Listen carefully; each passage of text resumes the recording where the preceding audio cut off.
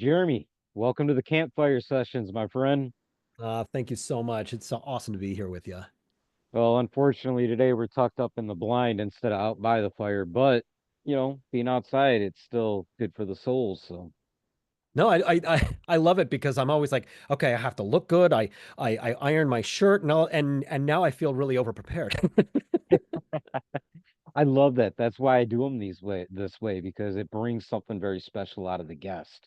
It's You true. plan on getting a call where the host is sitting in this stuffy room and you jump on and I'm in a blind right now and it's like, cool, I can relate. I can let my hair down. I can just throw the shoulders down and just talk about who I am and what my journey has been like, the things that I've experienced, what I've learned from it, and motivate and help other people that could be dealing with the same challenges. Yeah, I agree with you. Actually, it's working. I feel more relaxed. Perfect. So I know you're in Tahoe. I don't think you were born and raised there. How did you get there? I was born and raised in the South Bay area, or what the nerds like to call the Silicon Valley, and it was never really kind of my bag. My wife and I never really resonated with that sort of thing. So we slowly started kind of moving up the mountain, and now we're in this wonderful little mountain community. And it's really quite beautiful here when it's not on fire. And it's important for us because just the mountain air, the relationship with the animals that are in the yard, you get a sense for which of the deer are coming through. We have these giant flocks of turkeys that come through, and you can recognize individuals by how they walk. And so you have kind of a relationship with these little animals. Love that you bring that up because one of the big things that I explore is this idea of animal medicine, how you can learn from an animal and it can apply those skills and those ideas to your life. But the other part in there that you mentioned, being able to actually acknowledge an individual animal is very cool that somebody else picks up on that. Because a lot of the time when I tell stories, they're like, really, you can tell which deer is specifically the deer you've been looking at. And I think that's a lot of fun to walk down and explore a little bit because you can project your story onto the way you see that animal behave. We have a turkey here that was born a couple of years ago, and the little turkey had a stick that was caught in its leg, and it would limp around with this stick caught to its leg, following its mother. And the neighborhood, we were talking, what can we do for this poor little turkey? And catching a turkey is a very difficult thing to do. And eventually the stick fell off, but the limp stayed. And so that specific turkey is one that we've been able to know which one that is. Now, this turkey has an entire flock of her own, and she's watching over it. She protects them. She's very ferocious with other turkeys that are messing around with her brood. She's an older turkey now, and we've been able to watch her throughout years become an adult. And it's really interesting to be able to identify that specific one because you really feel like you can tracking this little turkey through her life. You know, that's a beautiful story. And actually, as I'm listening, I'm thinking about the almost metaphoric version of a limp that a lot of us pick up on in life because we go through these bad experiences, right? And it affects us. We end up becoming maybe depressed over it. We deal with anxiety. We get aggressive, whatever the case may be. But being able to see how that turkey actually advanced through life and kind of carried that limp, but learned how to make it a part of its journey, I think is something that's so important for someone to really take the time to not only observe and see, but really understand. Yeah, it's it's something that we have been separated from as mankind has gotten more. Uh, I'm just going to go ahead and inartfully use the term civilized because it paints a picture. Our civilizations have naturally separated us from the world. And one of the things that is another wonderful antidote to stress, I'm a specialist in psychedelic medicine. One of the things that is done when somebody is having a difficult journey when they're in medicine is to take this person to a place where they can bury their forehead in dirt, actually put the forehead on the ground and be able to pick up the ions and the power of the earth into you. And it really has an immediate effect on the soul, on the body. And it may seem kind of a strange thing to do, but when you are feeling stressed, when you are feeling depressed, try to go outside and get your bare feet into dirt and walk around and feel the dirt, the cold dirt between your toes. That's why gardening is such a wonderful thing for humans to do, is because it gets your hands in that dirt, and that dirt has life. We need to be connected to that sort of thing. We need to have a relationship where we know these little animals, where we can recognize them. There's this wonderful murder of ravens that are around here, and they are hilarious because they are one of the few animals that actually plays jokes on each other. And they're so much fun to watch because they're always up to something. And to have that relationship with things, and to know that these things that can heal us, they're really not that far from us. That's where I've encountered a lot of disconnect within the people that I work with because through wilderness meditation, the idea is to get out and show you that there's support all around you. And a lot of the time when people come to class or we get on a trail, that is something that is very difficult for them to really grasp and understand that the thing you're standing on is actually there supporting you and helping you by taking away the things that you don't need to carry anymore because they no longer serve you. You can let them go. And another direction that goes a lot of the time is someone will come to me and say, I feel lost. I feel like there's no connection with anybody around me. And you bring it back to the simple fact that you're standing on the earth. You're no longer lost. You're actually supported. And when you start to foster that connection, you start to be able to bridge the gap to form connection with other human beings, with other animals, with trees, the plant life, all of that. Because you realize that your place here on earth, your life and your story is a part of a bigger circle. Yeah. Can I take you on a ride for a moment? Let's go. One of my really imperative things to do is to get on a motorcycle and just go out for a couple of days, either by myself or with a few friends. But the goal is I really need to pitch a tent and camp in a remote location for a couple of nights, eat at a couple of greasy little diners, bring some food with me. There's something, and for the motorcycle riders out there, it's a Triumph Tiger 800 with the boxes on the back.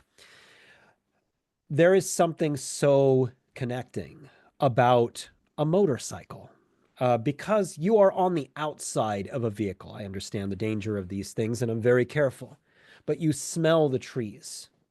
When it rains, you feel the rain. When you're going slowly through a town, you can smell what's cooking. You can connect with people in a better way because oftentimes people are interested in your bike and want to speak with you about it. They either owned one a long time ago. But as you're riding, and I tend to camp in these locations that are very remote, that bikes have a good ability to get to, and you're on a dirt road and you smell the sage coming through your helmet guard, and you pitch your tent, and at night you have a wonderful fire and it's completely quiet, and you can actually just lay on the ground and see the Milky Way, and you might be able to have the wonderful treat of sitting in a natural hot springs pool and sitting for hours at night, and maybe even connecting with somebody that you've never known before who comes there randomly with you and who you may never speak with again, but just connecting with people. What I find is it's the breakup of my normal routine. It's the smell of that natural world. It's the beautiful smell of the pinyon pines that sometimes I just pull over, get a bunch of it in my hands and roll it around and just cup my face so that I can really take that in. the natural landscape of either the high Sierra or the high desert of Nevada and Arizona, and that groundedness that you get. And you go to these wonderful places that are located all over the deserts of the American West, where people have put up desert monuments, little rock monuments that they leave decorations on, or shoe trees, or labyrinths that somebody has lovingly put together over a period of time, or these small little hippie communes that there are that you can go and stay in that have been there for decades that are kind of off the grid. There's a wonderful one in Death Valley. It's called the Saline Valley.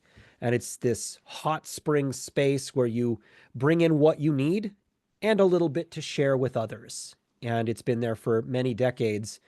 And it's near Bishop, California. If you're going to go out there, you're spending 75 miles on a dirt road to get there. And you really need to go prepared. But it's absolutely lovely. Total peace and quiet, the Milky Way at night, and a beautiful place to let that medicine of the natural world really just soak in and heal your worries, your anxiety, all of the things that you've placed on yourself, your loneliness, your imbalance. These kinds of things are very naturally worked on by just simply bathing with the earth. I think that is a beautiful, beautiful adventure, to be honest with you. I mean, I do a lot of that with my backpacking trips and just get to sit out there and look at the stars, tell stories about the stars, which is something that I feel like our way of life has almost robbed us from the ability to really sit and just tell stories to each other. It gets back to the idea with the Native Americans and within the center of their community, there was always the storehouse. Because they would grow and do their thing, keep what they needed, and then give the rest to somebody else that needed help with the hope that they would return it the next year. And those principles right there, when you take the time to actually sit within them, you start to not only feel the connection with everything around you, but you feel more of a connection with yourself. It's like the rewards that come out are much more meaningful than, whatever it is you're going to work to chase. There's a healing power to the brain of the outdoors. And when you're talking about something as ancient as storytelling, it's really good for your brain to memorize a few folk tales that you can tell at a campfire because everybody loves that stuff. I have a few of these old folk tales that I have memorized, and some of them are quite long. It takes me somewhere around 20 minutes to tell Iron John. And it's because there's so many multi parts to it. Not only are these stories just absolutely elemental for the human soul, Iron John being the story of a man coming into his own masculinity and learning to go from the boy to the king. It's a beautiful old German folk tale. And sitting around and telling these stories, you immediately experience the calm and the engagement of others around a campfire, whether they are people that you've been friends with that you've invited over or people that don't know you. It's good for your own mind and it's good for theirs. It also brings up the curiosity because as you're telling the story, not only do you want to figure out what the next detail is or the next event, but you want to know what happens beyond that. And your brain starts spinning with stories, and it gets back to the gift that we all have, which is that storytelling. And, in developing those stories and sharing those stories, you're working so much on all the skills that we all thrive to have and wish we had, but fear knocks them right out of our hand. Things like being self sufficient, things like being confident, being able to actually convey our ideas. And these are just fun, simple little practices by storytelling that you build all those different skills and abilities that when you go into your daily life, you have them in your hands. Yeah, I I agree with you. I want to just talk a little bit here about the imbalance in life that we tend to live when we're living kind of a westernized lifestyle, that separation from the natural world. It's an amazing feeling of confidence when you have not only the things, the the equipment, but also the knowledge of how to take care of yourself in a natural environment where there's no piece of what you're experiencing that you haven't in some way prepared yourself for. And that takes investment in knowing what am I likely to experience when I ride my motorcycle out into the wild? Well, a flat tire. Do I have the ability to fix that sort of thing myself? And if I run into a problem that is bigger than that, do I have the ability to feed myself for a couple of days? If I'm really stuck, do I have secondary equipment beyond a cell phone to be able to communicate out if I'm really isolated? Maybe there's no cell reception. Do I have a ham radio license with a little ham radio that I can take with me, have the ability to communicate out, to have the skills to feed yourself, to care for yourself? That in the process of learning those things, there's a little bit of trial and error in those things, a little bit of next time I'm going to prepare for this. Next time I'm going to bring this instead. That builds your confidence, and it also builds your connection and comfort with the outdoors. And in your process of doing that, I very seldom come across a person who is depressed and who also spends a ton of time in the outdoors, hiking, feeling competent to take care of themselves, and having the ability to know their limits in the outdoors and to be prepared enough to take care of themselves. That in itself, we invest so much time in our careers and climbing that ladder. Are you investing that much time in yourself? Are you investing that much time in the things that are healing for you, in the right kind of natural medicine, in the right kind of spirit medicine, in the right kind of outdoor medicine? It's a part of the balance of your life. That's where a lot of the skills you learn through backpacking really get overlooked. But if you don't pay attention to them or you don't really tap into it, that's where a lot of the difficulties in life really start to come from because you haven't taken the time to put your backpack together, to test the equipment, to know how it works, how much it's going to weigh, how much effort it's going to take you. And if you're not practicing those skills in a fun environment when it comes to going through life and trying to tackle different challenges and make progress, you don't really have a reference point to be able to say, okay, this is what I know how to do. This is what I can deconstruct and figure out, and I can build this along the way. And then you find yourself in some of the more challenging phases of life that may tempt you a little bit harder to put a mask on. Yeah. Yeah. You get more, as you get more skill, you obviously get more confidence and the ability for you to really truly have an adventure in your life, which is something that is often sorely lacking for the average person in our society.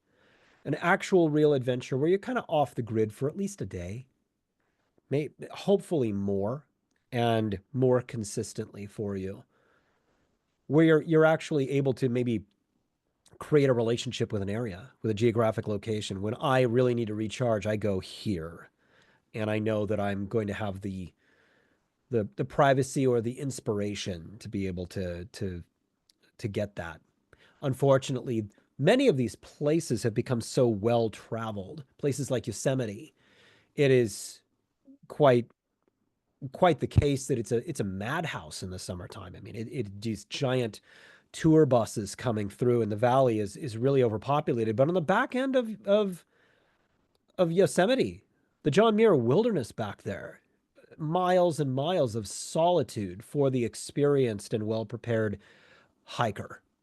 and it's definitely worth going back there, and have dinner at the Owani. It's beautiful, but definitely go on the back end. And there's other national parks out here like Lassen, where you can often find yourself quite alone in spaces, and it's wonderfully beautiful. I think about that in two different ways, because we're kind of talking about the idea of using that tagline of adventure to better our daily lives. When you talk about going to a place that is just become a tourist trap, and I'll give you a great example. Over the summer last year, we took a trip out to some caverns over in Iowa, and we had just stumbled on it, so we thought maybe this place was kind of smaller, not as well known. Lo and behold, it was more than well known when we got there. So it took some practice and some effort to become present within the moment, not get sucked up in the energy of everybody there, to really truly enjoy things. And then, when you get into, like, I like to hike a lot through the Ohio Valley, and I go up and down the Hopewell mounds that are out there and the different earthworks, and I have my alone time out there. It gives me time to strengthen all the skills inside me to be self-sustaining. So there's a little bit of everything out there in the world when it comes to this idea of adventure for growth or outdoor therapy, whatever tagline you put on it. It's just the willingness to step into the unknown. Yeah, it is, and there's plenty of different avenues for doing that. The hiking, and I love the motorcycle riding. I used to be very much into bicycling, and I rode a bicycle across the United States. And every single day, just being out there, hours and hours and hours of smelling the smells, meeting people along the way, and becoming more proficient at my own skills. Again, there wasn't a single person on that trip that was depressed, because everybody was just simply having an extraordinary adventure and experience. It was really quite a beautiful trip. Everybody has the ability to access a natural space. It's generally not far from most people, or at least a bicycle ride away from people, to at least go to a space where you can maybe hear water running, or at least lay on some grass and watch the leaves blow in the breeze. There was one thing that was kind of an important thing to me in where we chose to live, and it was that I one of my requirements is that I wanted to be surrounded in sugar pine trees, and so that when the wind blew, I could hear the pine needles brushing together. It's a special sound, and I wanted that sound around me so that when I went out in the summertime, I could hear that. That's beautiful. That's kind of my thing about the Ohio Valley and going up and down all the different earthworks that are out there, is there's a special feeling. And, I take it a little further, and I get out there and I'll sit down and I'll spend some time meditating. And when you do that, when you connect with, as we talked about in the beginning, finding that support that's underneath you, no matter where you go, you can't get away from it. Can become a very special feeling and special relationship for you. But it can also give you all the tools that you're looking for in order to overcome the pitfalls that you're finding yourself struggling in. It's funny because when I hike here in Michigan, a lot of people are like, this is just flat. This is boring.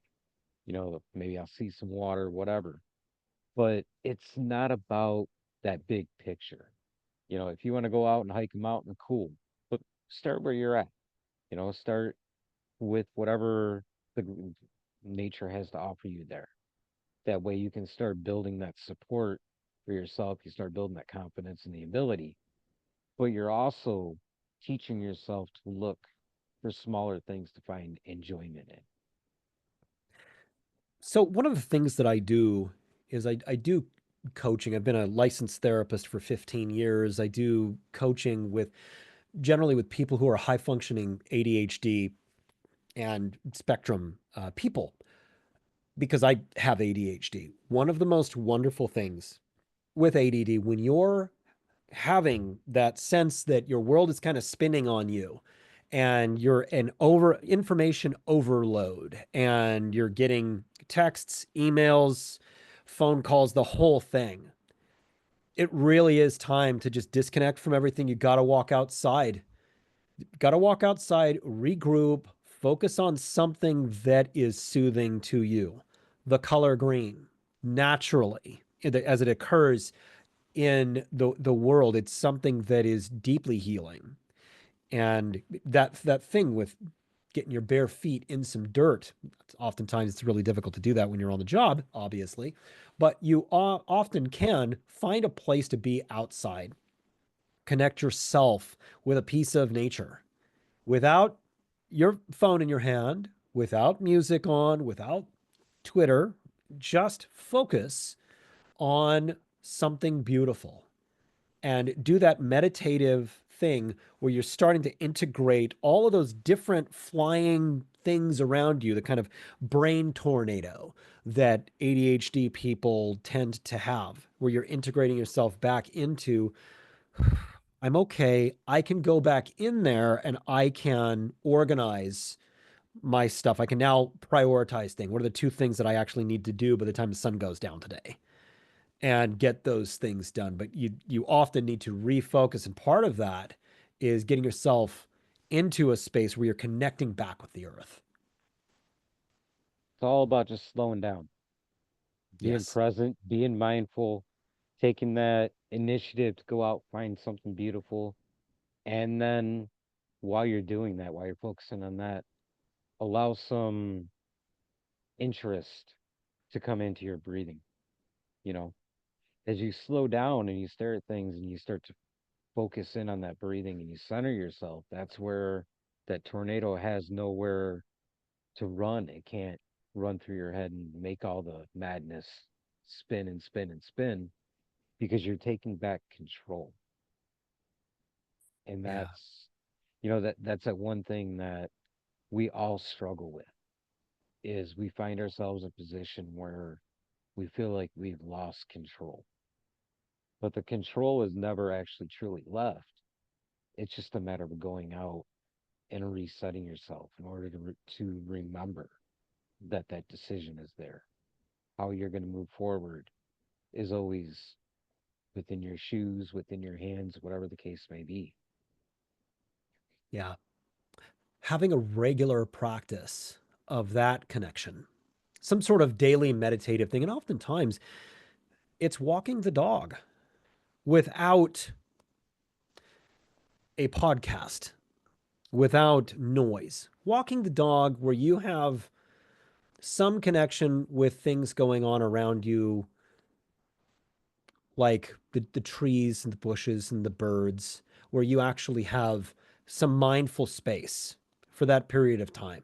And if you don't have a dog, you got to go out and walk yourself. And you have to have a regular practice of getting out of a city for short periods of time where you can remind yourself that you are an animal, that you do have a natural connection with the earth, because we tend to kind of get overly separated from that, overly shut in, where the sun isn't hitting our skin as much as it should be.